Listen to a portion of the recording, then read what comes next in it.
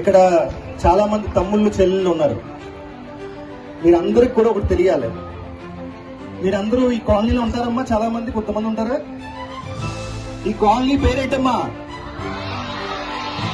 గట్టిగా చెప్పాలి. వాంబే.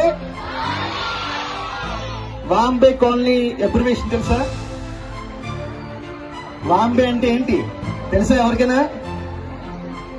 వాంబే కాలనీలో ఇద్దరు గ్రేట్ పర్సన్స్ ఉన్నారు. తెలుసా మీకు? తెలీదా? ఈరోజు చెప్తాను కథ, వాంబే కథ. వాంబే అంటే ఇంకా వాల్మీకి అంబేద్కర్ ఆవాస్ యోజన 2001లోని 21 సంవత్సరాల క్రితం ఇక్కడ ఉన్న ప్రాంత ప్రజలందరూ కూడా చాలా దయనీయంగా ఉన్నారు.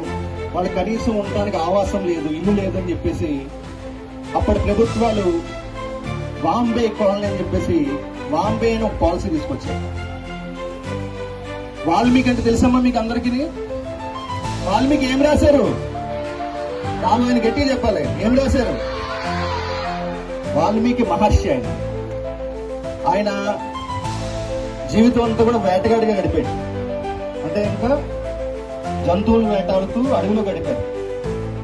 తర్వాత అతనికి మహర్షిగా మారి భారతదేశానికి అత్యంత ముఖ్యమైన గ్రంథం రాశారు. అదే రామాయణం. రామాయణం ఏం చెప్పుద్దంటే ధర్మో రక్షతి రక్షితః. పిల్లలు మీరందరూ తెలుసుకోవాలి ఇదంతా కూడా. మీరు ధర్మాన్ని రక్షిస్తే ధర్మం మిమ్మల్ని రక్షిస్తుంది. మనం తప్పులు చేస్తే ఆ తప్పులే మనల్ని కాటేస్తాయి. అవునమ్మా కదా? అదే విధంగా డాక్టర్ అంబేద్కర్ గారు, బాంబేలో వాల్మీకి ఉన్నారు, అంబేద్కర్ గారు ఉన్నారు. Doctor BR Ambedkar. ఆయన ఏం రాశారమ్మా? అంబేద్కర్ గారు ఏం రాశారు? కాన్స్టిట్యూషన్ ఆఫ్ ఇండియా రాశారు. కాన్స్టిట్యూషన్ ఆఫ్ ఇండియాలో ఏం చెప్తారంటే ఇంకా we the people of India అంటారు. అంటే ఇంకా మన 100 కోట్ల మంది 140 కోట్ల మంది మనమంతా ఒకటే. మనకి మతాలు కులాలు వేరున్నా సరే మనమంతా భారతీయులం. చెప్పారమ్మా? చెప్పలేదా?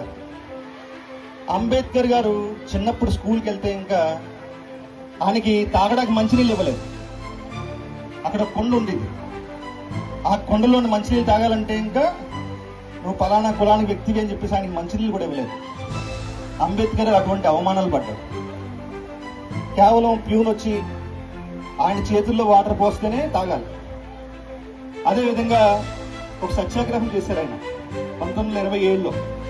ఆయన ఏం చేశారంటే ఇంకా మీరందరూ తెలుసుకోవాలి, ఎక్కడైనా సరే బావిలో నీళ్లు తీసుకోవాలంటే మీది ఫలానా కులం, మీరు తీసుకోకూడదు అని చెప్పేసి రెస్ట్రిక్షన్ పెట్టేవారు. దానికి వ్యతిరేకంగా పోరాడారు.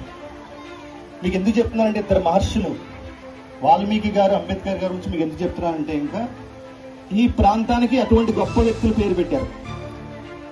అటువంటి గొప్ప వ్యక్తులు పేరు పెట్టినందుకు ఈ ప్రాంతానికి చెడ్డ పేరు తీసుకురావచ్చామో తీసుకురాకూడదా?